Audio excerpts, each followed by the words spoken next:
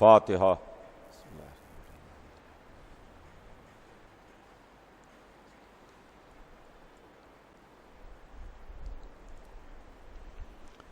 اعوذ باللہ السمیع العلیم من الشیطان اللعین الرجیم، بسم اللہ الرحمن الرحیم، الحمد للہ رب العالمین، والصلاة والسلام علی سیدنا و نبینا و شفیعنا بالقاسم محمد و آلہ الطیبین الطاہرین المعصومین، ولعنۃ اللہ علی اعدائہم اجمعین من یومنا ھذا الی یوم الدین۔ اما بعد فقد قال اللہ سبحانہ تبارک و تعالی فی کتابہ المبین وہو اصدق الصادقین۔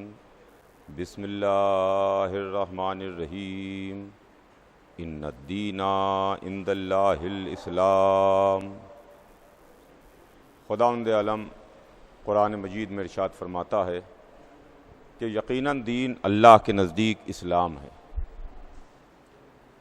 عزیزان گرامی، چاند رات سے مسلسل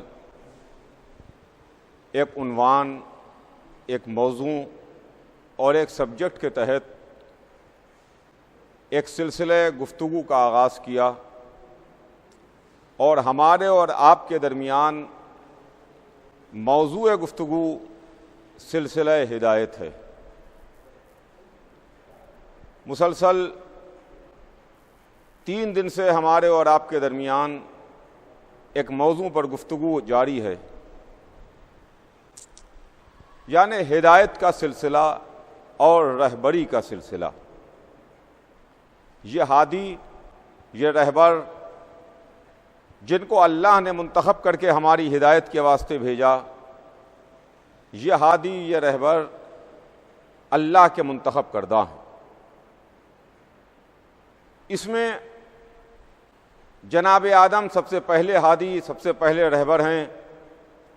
میں 2 دن سے جناب آدم کے تعلق سے آپ کی خدمت میں بات عرض کر رہا ہوں۔ عزیزان گرامی، جناب آدم کے تعلق سے عرض کرنے میں مجھ کو 2 دن لگے، اور آج جو کچھ بھی ہے وہ جلدی جلدی عرض کر کے سلسلہ گفتگو کو آگے بڑھاؤں گا، اس واسطے بھی کہ اللہ نے جناب آدم کی خلقت کا ذکر تفصیل سے قرآن مجید میں کیا، اور میں آپ کی خدمت میں عرض کر چکا کہ اللہ نے اپنا اصول، اپنا قانون پہلے ہی دن خلیفہ کے سلسلے میں بتا دیا کہ دیکھو الہی خلیفہ کن کن اصولوں کے سائے میں آگے بڑھے گا، اور خلافت الہیہ کن کن اصولوں کے سائے میں آگے بڑھے گی۔ موضوع ذہن میں آپ کے ہوگا، کل ہمارے اور آپ کے درمیان بات یہاں تک آئی تھی کہ جب اللہ نے حکم دیا، فرشتوں سے کہا کہ تم سجدہ کرو، تو فرشتوں نے تو سجدہ کر لیا، مگر ابلیس نے سجدہ نہیں کیا، شیطان نے سجدہ نہیں کیا۔ اور جب اللہ نے اس کی وجہ پوچھی، اللہ نے اس کی ریزننگ پوچھی، اللہ نے سجدہ نہ کرنے کی وجہ دریافت کی، تو بجائے اس کے کہ وہ اپنی غلطی کے اوپر نادم ہوتا، بجائے اس کے کہ اپنی خطا پر اس کو کچھ ندامت ہوتی، وہ اکڑ کے کہتا ہے کہ تو نے مجھے آگ سے بنایا، ان کو خاک سے بنایا، لہذا میں سجدہ نہیں کروں گا۔ یہ آواز، یہ شیطان کا اسٹیٹمنٹ قرآن نے ہم کو ریکارڈ کر کے بتایا۔ لیکن یہاں پر 1 منٹ ٹھہریے عزیزان گرامی، اور 1 منٹ ٹھہر کر کے آپ الہی مزاج بھی سمجھتے چلیے کہ الہی مزاج کیا ہے۔ دیکھیے گا، غور کیجیے گا عزیزان گرامی کہ معاملہ کیا ہے۔ فرشتوں نے سجدہ کیا. فرشتوں کی تعداد کتنی ہے کیا ہمیں معلوم ہے؟ کیا آپ جانتے ہیں کہ کتنے فرشتے ہیں جو اللہ کی عبادت کر رہے ہیں؟ کون کون فرشتہ، کون کون کتنے فرشتے ہیں، کتنے ہزار ہیں کہ کتنے لاکھ ہیں کہ کتنے کروڑ ہیں؟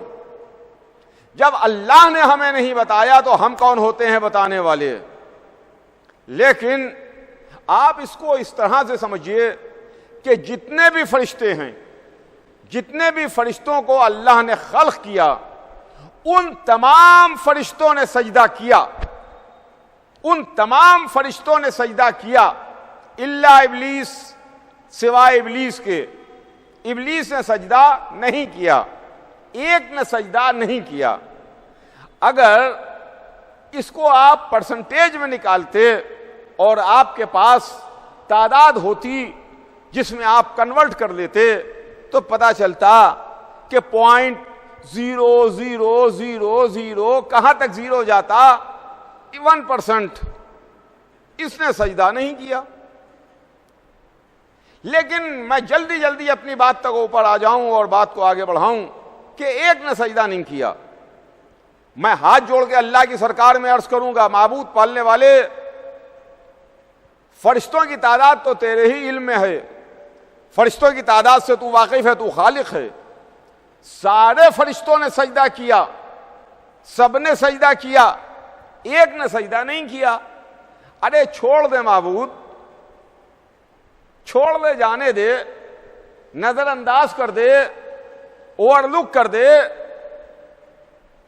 ہزاروں نے تو کر لیا، لاکھوں نے تو سجدہ کر لیا، کروڑوں نے تو سجدہ کر لیا، ایک نے سجدہ نہیں کیا تو نہیں کیا. لیکن یہیں سے مزاج الہی سمجھیے آپ، مزاج ربوبیت سمجھیے آپ کہ الہی مزاج یہ ہے کہ ایک بھی اگر حکم کی نافرمانی کرے گا تو عذاب پروردگار کا نشانہ بنے گا. ایک بھی حکم کی نافرمانی کرے گا تو وہ غضب پروردگار کا نشانہ بنے گا. اگر ایک نے بھی حکم نہیں مانا تو اسے جنت سے نکال دیا جائے گا. اگر ایک نے بھی نہ مانا تو یہ اصول پہلے دن بن گیا، پہلے خلیفہ کے واسطے بن گیا کہ دیکھو اگر ایک نے بھی سجدہ نہیں کیا تو اس سے سوال کر لیا جائے گا، توق لعنت گلے میں ڈالا جائے گا، جنت سے نکالا جائے گا، عذاب پروردگار کا نشانہ بنے گا. یہی سلسلہ جب آگے بڑھے گا اور ہدایت کا سلسلہ خلافت سے امامت کی طرف جائے گا اور امام اول علی کی ولایت اور خلافت کا جو انکار کرے گا وہ بھی اسی طرح عذاب پروردگار کا نشانہ بنے گا جس طرح شیطان بن گیا تھا. یہ ہے عزیزان گرامی، اسی طریقے سے توق لعنت گلے میں ڈال دیا جائے گا جیسے شیطان کے گلے میں توق لعنت ڈالا گیا. شیطان تو جنت میں تھا، جنت سے نکال دیا گیا. اب منکر خلافت علی جنت میں جانے کی نہ سوچے، جنت میں جانے کی نہ سوچے، نکال دیا گیا. اس سے پوچھا تو نے سجدہ کیوں نہیں کیا؟ اس نے وجہ بیان کی کہ میں نے اس واسطے سجدہ نہیں کیا. تو اللہ نے اسے جنت سے نکال دیا. اخرج، نکل جا، انکا رجیم، تم مردود بارگاہ ہے، نکل جنت سے. جنت سے نکالا گیا اور جب وہ جنت سے نکالا جانے لگا توق لعنت گلے میں ڈالا گیا. توق لعنت گلے میں ڈال کے جنت سے نکالا جانے لگا تو اس نے اللہ کی سرکار میں اپلیکیشن لگائی، ایک درخواست اللہ کی سرکار میں دی کہ معبود پالنے والے مجھے قیامت تک کی مہلت دے دے، مجھے صبح قیامت تک کی مہلت چاہیے ہے. اللہ نے اس کی درخواست کو کنسیڈر کیا مگر قیامت تک کی مہلت نہیں دی. کہا جا تجھے مہلت ملے گی مگر وقت معلوم تک مہلت ملے گی، قیامت تک کی مہلت نہیں ہے. آپ قرآن اٹھائیے دیکھیے، قرآن میں آپ کو صاف صاف مل جائے گا۔ شیطان مہلت مانگ رہا ہے قیامت تک کی، اللہ مہلت دے رہا ہے وقت معلوم تک کی۔ اس کا مطلب یہ ہے کہ قیامت اور وقت معلوم کے درمیان کوئی گیپ ہے، قیامت اور وقت معلوم کے درمیان کوئی فاصلہ ہے۔ قیامت اور ہے، وقت معلوم اور ہے۔ قیامت تو قیامت ہے، قیامت تو قیامت ہے جو اصول دین میں ہے۔ امامت کے بعد کیا ہے؟ اول توحید، دوسرے عدل، تیسرے نبوت، چوتھے امامت، پانچویں قیامت۔ یہ تو ہے قیامت۔ اور وقت معلوم کیا ہے؟ وقت معلوم کیا ہے؟ کہا بھائی وقت معلوم کوئی وقت ضرور ہے، کوئی پیریڈ ضرور ہے، جب شیطان ختم ہو جائے گا، جب شیطان نہیں رہے گا، جب شیطانی طاقتیں اور قوتیں ختم ہو جائیں گی، وہ وقت معلوم ہے۔ عزیزان گرامی، ہمیں تو نہیں معلوم کہ وقت معلوم کیا ہے۔ شیطان نے وقت مانگا، اللہ نے وقت معلوم تک کی مہلت دی، قیامت تک کی مہلت نہیں دی۔ لیکن وقت معلوم ہمیں نہیں معلوم، لیکن اتنا میں ضرور جانتا ہوں، احادیث میں ہے، رسول نے بھی ارشاد فرمایا کہ جب میرا آخری حجاب غیب الٹ کے آئے گا، جب میرا آخری ظاہر ہوگا جو پشت کعبہ سے ظاہر ہوگا، تو اس کے ظاہر ہونے کے بعد شیطان بھی ختم ہو جائے گا، شیطانی طاقتیں بھی فنا ہو جائیں گی۔ تو آپ سمجھ میں آیا شاید وقت ظہور تو کہیں وقت معلوم نہیں ہے، یہاں تک کہ مہلت شیطان کو مل رہی ہے۔ یہ ہے عزیزان گرامی منزل۔ میں کہوں گا اللہ پالنے والے شیطان کو وقت معلوم تک کی مہلت دی، شیطان کو فنا کر دے، شیطان کو ختم کر دے، شیطان کو مٹا دے، شیطان کا وجود ہی ختم ہو جائے۔ شاید جواب پروردگار آئے کہ ہمیں اچھا مشورہ دے رہے ہو، میں خالق ہوں، میں مالک ہوں، کیا میں نہیں جانتا؟ میں چاہتا ہوں کہ شیطان رہے، وقت معلوم تک رہے، تاکہ یہ پتہ چلتا رہے کہ میرا والا کون ہے، شیطان والا کون ہے، اللہ والا کون ہے، ابلیس والا کون ہے، تاکہ اس بات کا پتہ چلتا رہے کہ کون میرا والا، کون شیطان والا۔ عزیزان گرامی، آج کچھ لوگ کہتے ہیں کہ اگر حسین کے پاس طاقت ہوتی، حسین کے پاس قوت ہوتی، حسین یزید کو ختم کر دیتے، یزید کا نام و نشان مٹا دیتے، یزید کو فنا کر دیتے۔ ہم نے کہا اگر اللہ کے پاس طاقت ہوتی تو اللہ شیطان کو ختم کر دیتا۔ کہا نہیں نہیں، شیطان رہے گا تاکہ پتہ چلے کہ اللہ والا کون ہے، شیطان والا کون ہے۔ حسین نے بھی کہا کہ یزید رہے گا تاکہ پتہ چلتا رہے کہ حسین والا کون ہے، یزید والا کون ہے۔ یہ منزل ہے خدا کی قسم۔ بہرحال نکال دیا گیا، جنت سے نکال دیا گیا، اور جب جنت سے نکلا تو یہ کہتا ہوا نکلا، تیری عزت و جلال کی قسم میں سب کو بہکاؤں گا، سب کو بہکاؤں گا، لیکن تیرے خاص بندوں کو چھوڑ کے۔ عزیزان گرامی، موضوع ذہن میں رکھیے گا، موضوع ذہن سے سلپ نہ ہونے پائے۔ سلسلہ ہدایت، ہدایت کا سلسلہ، سب کو بہکاؤں گا لیکن تیرے خاص بندوں کو چھوڑ کے، تیرے خاص بندوں کو نہیں بہکاؤں گا۔ تو کیا میں یہ مانوں کہ اللہ کے خاص بندوں سے کچھ شیطان کے رشتے معاذ اللہ خاکم بدہن اچھے ہیں جو یہ کہہ رہا ہے کہ تیرے خاص بندوں کو نہیں بہکاؤں گا اور اس کے علاوہ سب کو بہکا دوں گا؟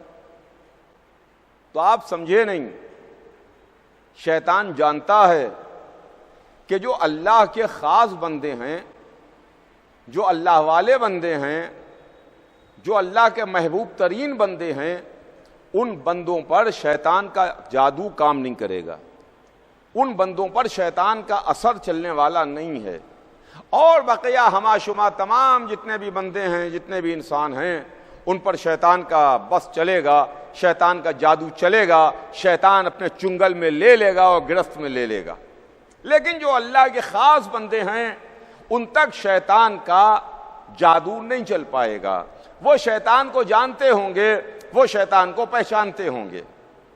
انشاءاللہ دوران تقریر آگے کسی مجلس میں انشاءاللہ یہ ذکر آئے گا کہ اللہ والے شیطان کو پہچانتے ہیں، اللہ کے خاص بندے جنہوں نے شیطان کو پہچانا کہ شیطان کون ہے۔ مگر آج بس یہیں کے اوپر بات عرض کر کے بات کو اپنی آگے بڑھاؤں کہ شیطان اللہ کے خاص بندوں کو نہیں بہکائے گا۔ اچھا، ہم آپ اللہ کے خاص بندے ہیں کہ اللہ کے عام بندے ہیں؟ آپ اپنے بارے میں فیصلہ کیجئے کہ آپ کا شمار اللہ کے کن بندوں میں ہے۔ آپ اللہ کے عام بندوں میں شامل ہیں یا اللہ کے خاص بندوں میں شامل ہیں؟ تو ہر انسان یہ کہے گا کہ نہیں بھائی، ہم تو اللہ کے عام بندوں میں شامل ہیں، ہم تو گناہگار بندے ہیں، ہم تو معصیت زدہ بندے ہیں۔ ارے کہاں اللہ والے، کہاں اللہ کے خاص بندے، کہاں اللہ کے منتخب کردہ، اور کہاں ہم گناہگار خاطی انسان، ہم تو عام بندوں میں ہیں۔ تو جب ہم نے یہ بات طے کر لی، یہ فیصلہ ہو گیا کہ ہم اللہ کے عام بندوں میں شامل ہیں، اللہ کے خاص بندوں میں نہیں ہیں، اللہ کے خاص بندوں میں نہ ہونے کے بعد، عام بندوں میں شامل ہونے کے بعد شیطان کے جادو سے بچ نہیں پائیں گے۔ سنیے گا عزیزان گرامی، شیطان کے جادو سے بچ نہیں پائیں گے۔ شیطان کا جادو ہم پر اثر کر دے گا۔ جیسے یہ جو کرونا پھیلا ہوا ہے، یہ کرونا پھیلا ہوا ہے، کسی کو بھی انفیکٹڈ کر سکتا ہے، کسی میں بھی جراثیم لگ سکتے ہیں، لہذا اس کا بچاؤ ضروری ہے۔ اس کا بچاؤ کیجئے۔ کیسے اس سے بچیے گا کہ آپ انفیکشن سے محفوظ رہیے، اس بیماری سے محفوظ رہیے، اس وبا سے محفوظ رہیے۔ ان کا نہیں، آپ ایسے ایٹماسفیئر میں رہیے، ایسے ماحول میں رہیے، ایسے ماحول کو پاک صاف کر کے، یا آج کی زبان جو ایک عام انسان بھی بول رہا ہے، ایسے سینیٹائز ماحول میں رہیے جہاں پر جراثیم نہ پہنچ پائیں، جراثیم نہ آ پائیں، جراثیم نہ اثر کر پائیں۔ تو عزیزان گرامی، آج کے دور میں یہ بات بہت آسانی سے سمجھی جا سکتی ہے کہ فضا میں کرونا پھیلا ہوا ہے، کسی کو بھی اپنی گرفت میں لے سکتا ہے، کسی میں بھی انفیکشن پھیلا سکتا ہے، کسی کو بھی بیماری سے متاثر کر سکتا ہے۔ اب ہم بچیں کیسے؟ کہ پاک ماحول میں رہیں، صاف ماحول میں رہیں، جہاں پر کرونا کا اثر نہ ہو وہاں پر رہیں، سینیٹائز ماحول میں رہیں۔ تو وہی معاملہ ہے کہ ہر جگہ شیطان کا اثر رہے گا، ہر جگہ شیطان کا جادو کام کرے گا۔ شیطان کا جادو پورے واتاورن میں پھیلا ہوا ہے، پورے ایٹماسفیئر میں پھیلا ہوا ہے، پوری فضا میں پھیلا ہوا ہے۔ ہر جگہ شیطان اپنے چنگل میں انسانوں کو دبوچنے کے واسطے موجود ہے۔ لہذا ہم کیسے محفوظ رہیں کہ شیطان کے چنگل سے بچے رہیں، شیطان کے جادو سے بچے رہیں؟ کہا دیکھو، اگر تم بیماری سے بچنا چاہتے ہو تو سینیٹائز ماحول میں آؤ، اگر شیطان کے جادو سے محفوظ رکھنا چاہتے ہو تو آل محمد کی پناہ میں آ جاؤ، آل محمد کی پناہ میں آ جاؤ، ان اللہ کے خاص بندوں کی پناہ میں آ جاؤ جہاں شیطان کا جادو چلنے والا نہیں ہے، جہاں شیطان کا اثر کام کرنے والا نہیں ہے، جہاں شیطان داخل نہیں ہو پائے گا۔ تو عزیزان گرامی، یہ جناب آدم ہے، سلسلہ ہدایت کے پہلے رہبر اور سلسلہ ہدایت کے پہلے ہادی۔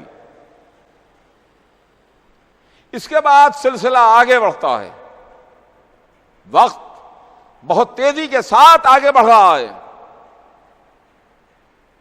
بہت تیزی کے ساتھ وقت آگے بڑھتا چلا جا رہا ہے۔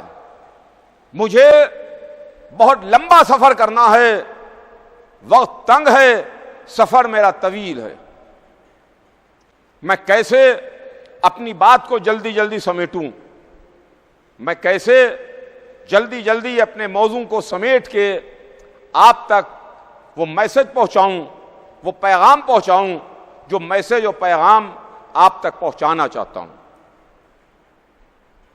لہذا بس جلدی جلدی اشاروں میں ہیڈ لائنز آپ کو سناتا ہوا آگے بڑھ جاؤں۔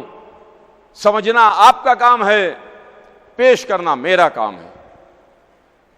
تفصیلات میں نہیں جاؤں گا، ہیڈ لائنز سناتا ہوا آگے بڑھ جاؤں گا تاکہ میں وہاں تک وقت کے اندر پہنچ سکوں جہاں تک مجھے پہنچنا ہے، جو میرا ڈیسٹینیشن ہے، جو میری منزل ہے۔ جناب آدم کے بعد جو سب سے بڑا نام ہدایت کے سلسلے میں آتا ہے وہ نام جناب نوح کا نام ہے۔ جناب نوح اولو العزم پیغمبروں میں سب سے پہلے ہیں۔ اولو العزم پیغمبر 5 ہیں، جناب نوح، جناب ابراہیم، جناب موسیٰ، جناب عیسیٰ اور ہمارے حضور سرور کائنات۔ یہ 5 اولو العزم پیغمبر ہیں۔ ان 5 اولو العزم پیغمبروں میں سب سے پہلے اولو العزم جناب نوح ہیں۔ جناب نوح جنہوں نے 900 برس سے زیادہ،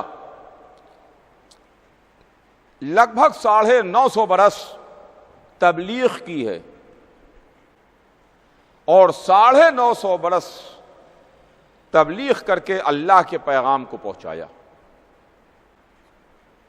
امت کو ہدایت کے راستے پر لانے کی کوشش کی، امت کو صراط مستقیم بتانے کی کوشش کی۔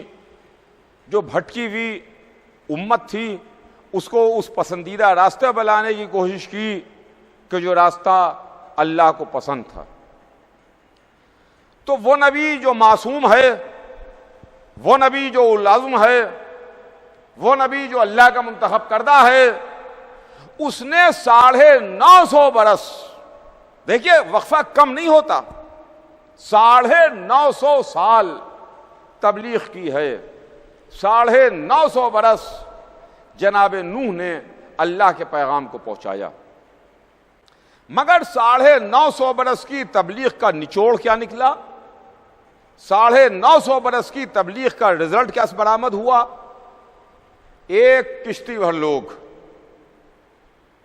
بھر لوگ جب عذاب آیا، معلوم یہ ہوا کہ ایک معصوم، ایک نبی، ایک منتخب کردہ پروردگار، ایک اولو العزم پیغمبر اگر 950 برس سے زیادہ تبلیغ کرے اور اس کی تبلیغ کا رزلٹ ایک کشتی برابر لوگ بھی نہ نکلیں تو آپ سمجھیے کہ کیا ہے۔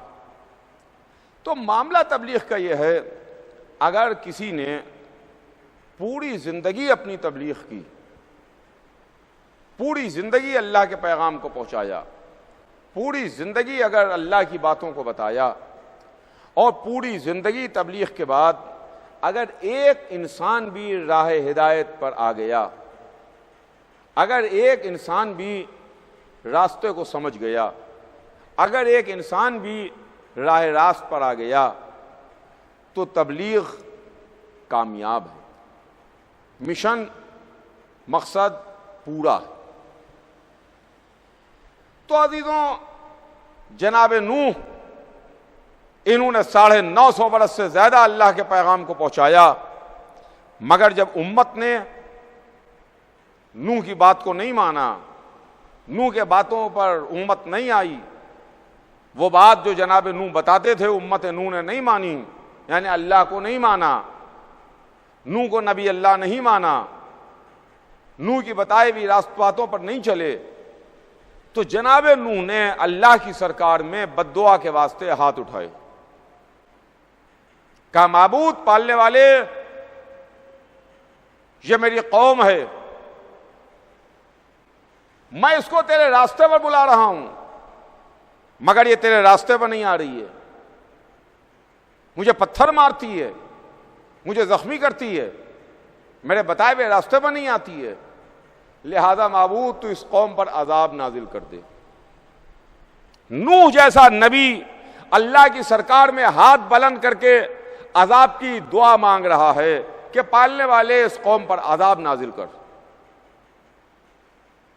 جناب نوح نے بد دعا کی، جواب پروردگار آیا کہ نوح ضرور عذاب آئے گا مگر ٹھہرو، رکو، جلدی نہ کرو، تم سفینہ بناؤ، کشتی بناؤ، میری نگاہوں کے سامنے بناؤ، میری نظروں کے سامنے بناؤ۔ میں عرض کر چکا آپ کی خدمت میں، یہ قرآن ہے جہاں پر آدم کے پیکر کے لیے کہا گیا کہ میں نے اپنے دونوں ہاتھوں سے درست کیا، سفینہ بناؤ، میری نگاہوں کے سامنے بناؤ، میری نظروں کے سامنے بناؤ۔ جناب نوح نے کشتی بنانا شروع کی، سفینہ بنانا شروع کیا۔ توجہ چاہ رہا ہوں اپنے تمام سننے والوں کی، عزیزان گرامی توجہ رکھیے گا آپ، یہ تاریخ ہے، ہسٹری ہے، قرآنی ہسٹری ہے، قرآنی تاریخ ہے۔ نوح نے سفینہ بنانا شروع کیا، سفینہ بن رہا ہے، کشتی بن رہی ہے۔ نوح کی قوم والے، نوح کے قبیلے والے مسکرا رہے ہیں، ہنس رہے ہیں، مذاق اڑا رہے ہیں، ایک دوسرے سے کہہ رہے ہیں کہ لگتا ہے کہ نوح کا ذہن حاضر نہیں ہے، ان کا ذہن بھٹک گیا ہے، ان کا ذہن ان کے ساتھ نہیں ہے، ان کا ذہن کام نہیں کر رہا ہے۔ یہ خشکی میں سفینہ بنا رہے ہیں، پانی میں چلنے والی چیز خشکی میں بنا رہے ہیں۔ اگر آپ سمندر کے کنارے کشتی بنائیے تو بات سمجھ میں آتی ہے۔ یہ بمبئی ہے، بمبئی میں اگر کشتی بنے تو سمجھ میں آتا ہے، اس لیے کہ یہاں سمندر موجیں لے رہا ہے۔ لیکن اگر کوئی ڈیزرٹ میں راجستھان میں جا کے کشتی بنائے تو راجستھان میں کسی ڈیزرٹ میں کشتی کا بنانا سمجھ میں نہیں آتا، اس لیے کہ وہاں دریا نہیں ہے، سمندر نہیں ہے، تو کاہے میں چلے گا سفینہ؟ یہی بات نوح کے قوم والے کہہ رہے تھے کہ دیکھو ان کے ذہن کو کیا ہو گیا ہے، یہ خشکی میں بنا رہے ہیں پانی میں چلنے والی چیز۔ ہنس رہے تھے، دیکھ رہے تھے، مسکرا رہے تھے۔ قدرت نے بھی کہا کہ نوح تم اپنا کام کرتے رہو، سفینہ بناتے رہو، یہ ہنس رہے ہیں، ہنسنے دو۔ یہ نوح ہے چھوٹے نبی، محمد ہے بڑے نبی۔ اب ہمیں نہیں معلوم کہ یہ جناب نوح کے سفینے کا واقعہ قرآن نے ریکارڈ کر کے ہم کو کیوں سنایا، کیوں قرآن ہمیں نوح کا سفینہ ریکارڈ کر کے سنا رہا ہے، ہمیں نہیں معلوم۔ لیکن شاید ہو سکتا ہے کہ اس کے پیچھے یہ وجہ ہو کہ نوح ہے چھوٹے نبی، محمد ہے بڑے نبی، سردار انبیاء۔ نوح نے بھی ایک سفینہ بنایا، محمد نے بھی ایک سفینہ بنایا۔ نوح کا سفینہ بھی ہلاکت سے بچانے والا، محمد کا سفینہ بھی ہلاکت سے بچانے والا، نوح کا سفینہ بھی نجات دینے والا، سفینہ محبت بھی نجات دلانے والا۔ رسول نے کیا فرمایا؟ مثل اہل بیتی کمثل سفینۃ نوح، میرے اہل بیت کی مثال سفینہ نوح کی ہے، جو اس میں آ گیا وہ نجات پا گیا، جس نے سفینے کو چھوڑ دیا وہ ڈوب گیا، غرق ہو گیا، ہلاک ہو گیا۔ یہ رسول کی حدیث ہے۔ مثل اہل بیتی کمثل سفینۃ نوح ما رکبہا نجا من تخلف عنہا غرق وہوا، ڈوب گیا، غرق ہو گیا، ہلاک ہو گیا۔ نوح نے سفینہ لکڑی کے ٹکڑوں کا بنایا، محمد نے سفینہ کلیجے کے ٹکڑوں کا بنایا۔ نوح کا سفینہ لکڑی کا تھا، سفینہ اہل بیت نور کا بنا ہوا تھا۔ وہ لکڑی کا سفینہ، یہ نور کا سفینہ، محمد کے کلیجے اور دل کے ٹکڑوں کا سفینہ۔ وہ ہنس رہے ہیں، مسکرا رہے ہیں، نبی کے ذہن پر شک کر رہے ہیں۔ معلوم یہ ہوا کہ نبی کے ذہن پر شک کرنا کوئی نئی بات نہیں ہے۔ جب نبی نجات کا سفینہ بناتا ہے تو امت نبی کے ذہن پر شبہ کرتی ہے۔ نوح بھی سفینہ بنا رہے تھے، امت نے نوح کے ذہن پر شک کیا۔ محمد نے بھی نجات کی کشتی بنائی، امت نے بھی محمد کے ذہن پر شبہ کیا۔ عجب منزل ہے عزیزان گرامی، جب نبی نجات کی کشتی بنائے تو امت رزلٹ یہ دے کہ معاذ اللہ نبی کا دماغ حاضر و ناظر نہیں ہے، ان کا دماغ بہک گیا ہے، ان کا دماغ بھٹک گیا ہے۔ استغفر اللہ، معاذ اللہ، معاذ اللہ۔ لیکن نوح نے ان کی کوئی پرواہ نہیں کی، سفینہ بنتا رہا یہاں تک کہ سفینہ بن کے تیار ہوا۔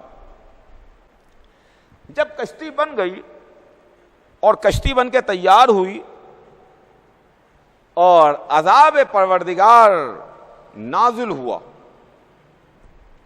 وہ جو رحمت پروردگار تھا وہ رحمت عذاب میں بدل گئی۔ جب بارش آسمان سے ہو تو کہتے ہیں کہ باران رحمت برس رہا ہے، یہ باران رحمت ہے، یہ رحمت ہے جو برس رہی ہے۔ لیکن وہ جو رحمت برستی ہے وہ غضب بن کے نازل ہو رہی تھی۔ آسمان سے پانی، زمین سے پانی ابل رہا ہے، پانی ابلنا شروع ہوا، بھرنا شروع ہوا۔ دھیرے دھیرے دھیرے دھیرے جب کہیں فلڈ آتا ہے، باڑھ آتی ہے، تو اچانک ایک دم سے تیز پانی نہیں بڑھتا، پانی بڑھنا شروع ہوا۔ پہلے آدمی کے گٹے ڈوبے، گٹے کے بعد پیر ڈوبے، پنڈلیاں ڈوبیں، گھٹنے ڈوبے، کمر تک پانی آیا، کمر سے اونچا ہونا شروع ہوا، پیٹ تک پانی آیا، سینے تک پانی آیا، گلے تک پانی آیا۔ اس طریقے سے پانی کا لیول بڑھ رہا ہے، پانی کا لیول اونچا ہو رہا ہے۔ اب ایک منزل وہ آتی ہے جب باڑھ میں، فلڈ میں جب پانی بہت ہو جائے، کشتی کی ضرورت پڑتی ہے، سفینے کی ضرورت ہوتی ہے۔ جناب نوح نے اپنی قوم والوں کو آواز دی، اے میری قوم والوں، اے میرے قبیلے والوں، آؤ سفینے میں آ جاؤ۔ آج کے دن عذاب پروردگار سے کوئی شے بچانے والی نہیں ہے۔ اگر بچائے گا تو سفینہ بچائے گا، سفینے کے علاوہ کوئی دوسری شے نہیں بچائے گی۔ جناب نوح نے آواز لگائی، آؤ میری قوم والوں، آؤ میرے قبیلے والوں، اگر نجات چاہتے ہو، اگر ڈوبنے سے بچنا چاہتے ہو، اگر ہلاکت سے محفوظ رہنا چاہتے ہو تو سفینے میں آ جاؤ، بچ جاؤ گے۔ لیکن بہت تھوڑے سے لوگ سفینے میں آئے اور بقیہ امت سفینے میں نہیں آئی۔ یہاں تک کہ قرآن کہتا ہے کہ نوح کا بیٹا بھی نہیں آیا اور نوح کی زوجہ بھی نہیں آئی۔ پانی بڑھ رہا تھا، پہاڑ ڈوب رہے تھے، بڑے بڑے پہاڑ، اونچے اونچے پہاڑ وہ ڈوبنا شروع ہوئے۔ نوح کا بیٹا پہاڑ کی بلندی پر گیا، نوح آواز دے رہے ہیں، میرے لال، میرے بیٹے، آ جاؤ سفینے میں، آج کے دن سفینے کے علاوہ کوئی شے نہ بچا پائے گی۔ تو یہ کہتا ہوا پہاڑ کی چوٹی پر چلا گیا کہ مجھے یہ پہاڑ کی اونچی اونچی چوٹیاں بچا لیں گی۔ نوح نے کہا کہ یہ پہاڑ کی اونچی چوٹیاں نہ بچا پائیں گی، بچائے گا تو سفینہ بچائے گا، بچائے گی تو کشتی بچائے گی، سفینہ بچائے گا۔ کہ ایک مرتبہ پانی اور بلند ہوا، نوح کا بیٹا ڈوبنے لگا، تو باپ تھے، باپ کا دل سینے میں دھڑک رہا تھا کہ انہوں نے ایک مرتبہ آسمان کو دیکھا، کہا پالنے والے معبود اے اللہ، یہ میرا بیٹا ہے، یہ میرے اہل سے ہے، میرا بیٹا ہے، اسے بچا لے۔ کہ ایک مرتبہ قرآن آواز دیتا ہے، یا نوح، اے نوح، یہ تمہارے اہل سے نہیں ہے، یہ تمہارے اہل سے نہیں ہے، یہ عمل غیر صالح ہے۔ توجہ چاہوں گا عزیزان گرامی، یہ قرآن ہے، ترجمہ اٹھا کے آپ دیکھ لیجئے، یہ قرآن ہے جو آپ کی خدمت میں عرض کر رہا ہوں۔ نوح نے ہاتھ جوڑ کے عرض کی پالنے والے یہ میرا بیٹا ہے، میرے اہل سے ہے۔ قرآن کیا کہتا ہے؟ انہ لیس من اہلک، یہ تمہارے اہل سے نہیں ہے، انہ عمل غیر صالح، یہ عمل غیر صالح ہے۔ دیکھا آپ نے، قرآن کہہ رہا ہے کہ اگر بیٹا صحیح، دیکھیے گا یہ قرآنی اصول ہے، اگر بیٹا صحیح مگر اگر سفینے میں نہ آئے تو ہلاک ہو جائے گا، وہ عمل غیر صالح قرار پائے گا، وہ اہل سے نہیں ہوگا۔ تو عزیزان گرامی، نوح کا بیٹا بھی ڈوبا، نوح کی بیوی بھی ڈوبی، نوح کی زوجہ بھی ڈوبی، مگر جب زوجہ ڈوب رہی تھی، بیوی ڈوب رہی تھی، تو ڈوبتی ہوئی بیوی کو دیکھ کے نوح نے نہیں کہا کہ یہ میری بیوی ہے پالنے والے، یہ میرے اہل سے ہے، اسے بچا لے۔ توجہ چاہوں گا عزیزان گرامی، بہت خاص توجہ چاہتا ہوں آپ کی، رکیے، ٹھہریے، غور کیجئے۔ جناب نوح نے ڈوبتی ہوئی بیوی کے لیے نہیں کہا کہ یہ میرے اہل سے ہے پالنے والے، اسے بچا لے۔ ڈوبتے ہوئے بیٹے کے واسطے کہا کہ معبود پالنے والے، یہ میرے اہل سے ہے، میرا بیٹا ہے، اسے بچا لے۔ تو چلیے، معصوم کی زبان سے ایک بات پتہ چلی کہ بیٹا تو اہل میں شامل ہو سکتا ہے مگر زوجہ اہل میں شامل نہیں ہو سکتی ہے۔ مگر یہ اصول بھی بن گیا اور یہ قاعدہ بھی سامنے آ گیا کہ اگر بیٹا صحیح مگر اگر سفینے میں نہیں آئے گا تو ڈوب جائے گا، سفینے میں نہیں آئے گا تو ہلاک ہو جائے گا۔ آپ غور کیجئے گا، محمد نے سفینہ بنایا، مثل اہل بیتی کمثل سفینۃ نوح، میرے اہل بیت کی مثال سفینہ نوح کی ہے۔ اگر نوح کے سفینے میں نوح کا بیٹا نہ آئے تو ڈوب جائے، ہلاک ہو جائے، غرق ہو جائے، اہل میں شامل نہ رہے۔ تو اگر سفینہ اہل بیت سے کوئی الگ ہو جائے تو محمد کا کتنا ہی قریبی کیوں نہ ہو ویسے ہی ڈوب جائے گا جیسے نوح کا بیٹا ہلاک ہو گیا۔ یہ منزل ہے خدا کی قسم۔ تو عزیزوں، یہ جناب نوح کی منزل ہے، جہاں پر جناب نوح نے اللہ کی سرکار میں، اللہ کی بارگاہ میں دعا کی کہ میرا بیٹا ہے، اسے بچا لے۔ اور اللہ جناب نوح کے سفینے کا ذکر قرآن میں کر کے ہم کو کچھ سنانا چاہتا ہے، کچھ بتانا چاہتا ہے، کچھ سمجھانا چاہتا ہے۔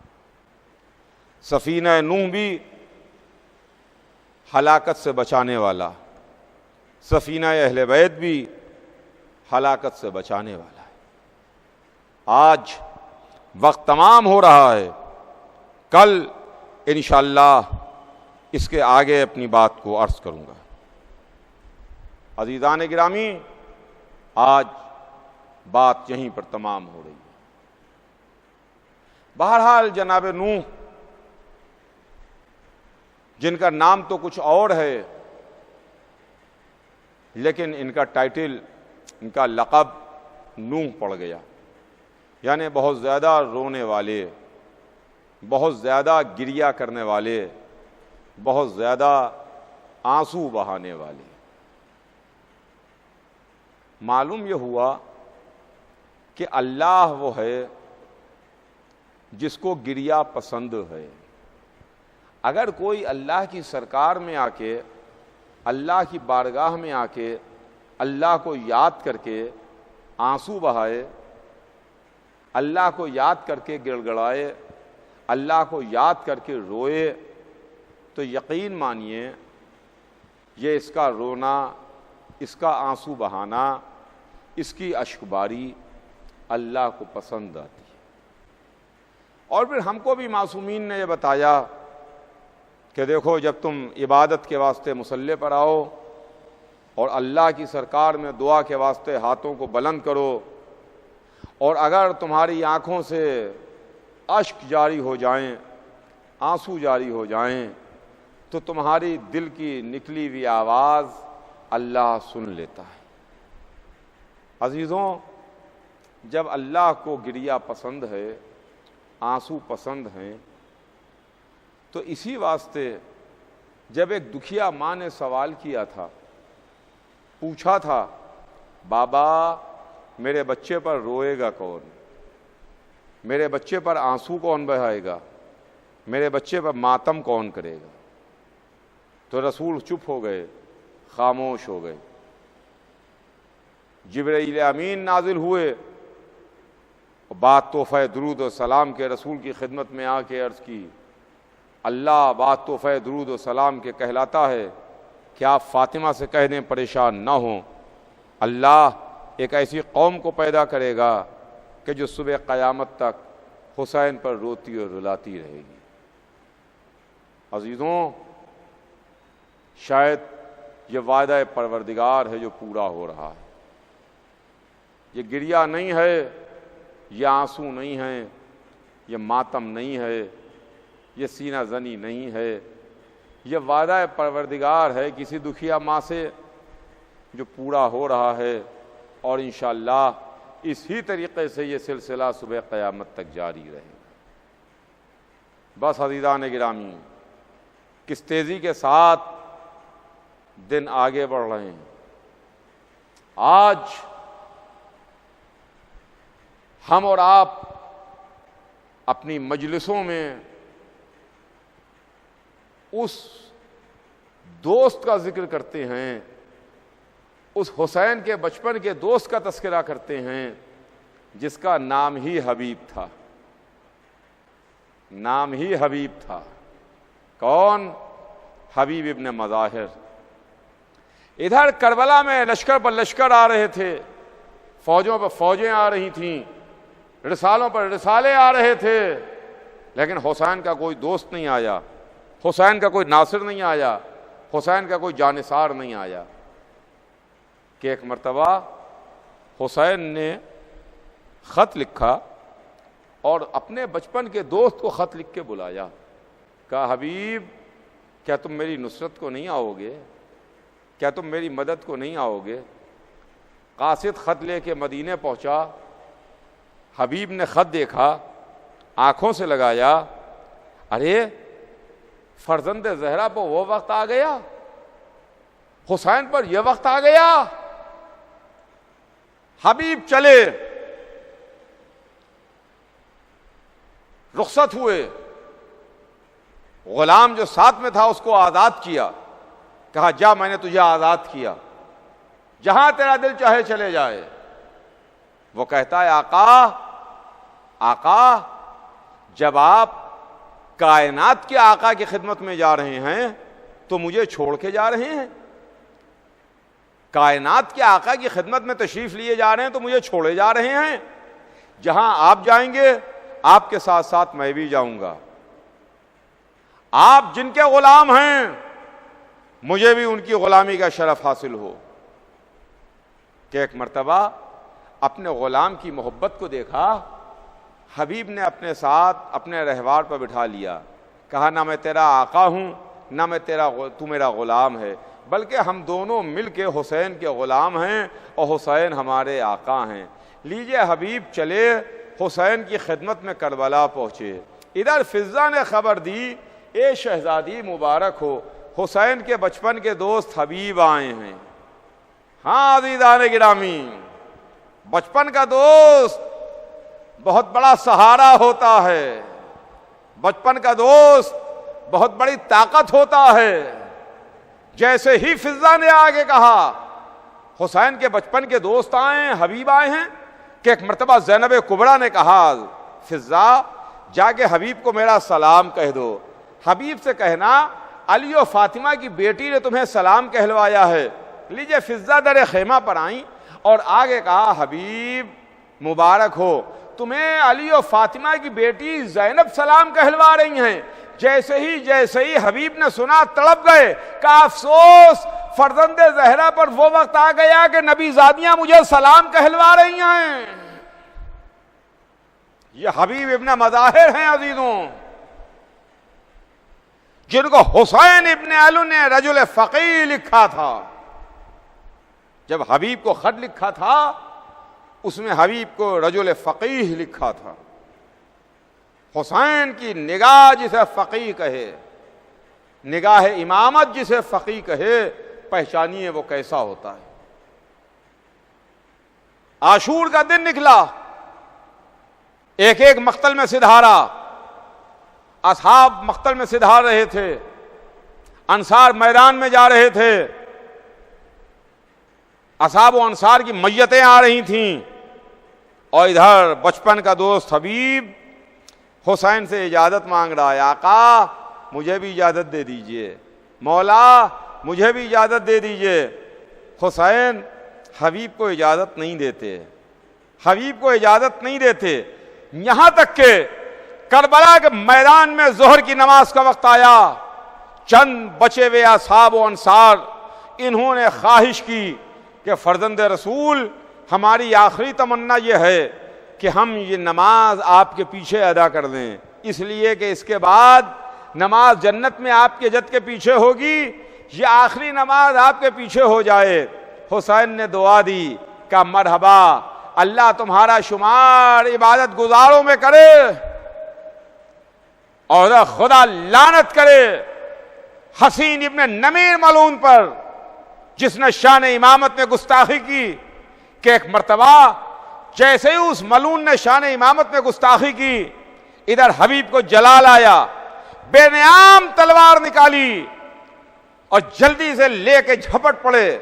کہا فرزند رسول یہ نماز تو آپ کے جد کے پیچھے جنت میں بھی ہو جائے گی، میں اس گستاخ کو جا کے گستاخی کا مزہ چکھاتا ہوں. لیجئے حبیب بے نیام تلوار لیے ہوئے، حسین کا بچپن کا دوست، حسین کا بوڑھا صحابی، حسین کا بچپن کا ساتھی، بے نیام تلوار لیے ہوئے مقتل میں آ گیا. حسین نے حبیب کو رجل فقیہ کہا تھا، رجل فقیہ کہا تھا، رجل فقیہ. فقیہ نے کہا کہ نماز تو جنت میں آپ کے جد کے پیچھے بھی ہو جائے گی، اگر کوئی شان امامت میں آگے توہین کرے تو پہلے ایسے گستاخ کو گستاخی کا مزہ چکھانا چاہیے. ادھر حسین نے نماز شروع کی، سعید و زہیر مصلی کے آگے آگے کھڑے ہوئے، آنے والے تیروں کو اپنے سینوں پر روکنا شروع کیا، اور ادھر مقتل میں حبیب تلوار چلا رہے تھے، ایک ایک کو ختم کر رہے تھے. حبیب کی تلوار چل رہی تھی، حسین کی نماز ہو رہی تھی. حسین نے نماز تمام کی، السلام علیکم ورحمۃ اللہ وبرکاتہ. حسین کی نماز تمام ہوئی، ادھر سعید و زہیر تیورا کے گرے، ادھر حبیب نے آواز دی آقا میرا آخری سلام قبول کیجئے، مولا میرا آخری سلام.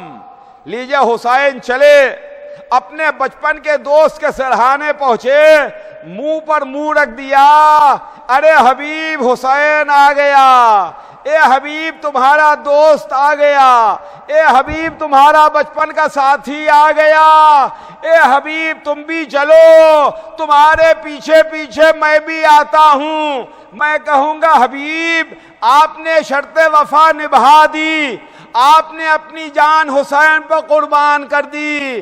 اے حبیب عصر کے وقت آئیے گا جب حسین اکیلا ہو، چاروں طرف سے دشمن گھیرے ہوئے ہو، فاطمہ کے لال پر کوئی پتھر مارتا ہے، کوئی تیر مارتا ہے، کوئی نیزہ مارتا ہے۔ فاطمہ کی صدا آ رہی تھی، ارے میرے لال حسین یہ تجھے کس نے شہید کر دیا؟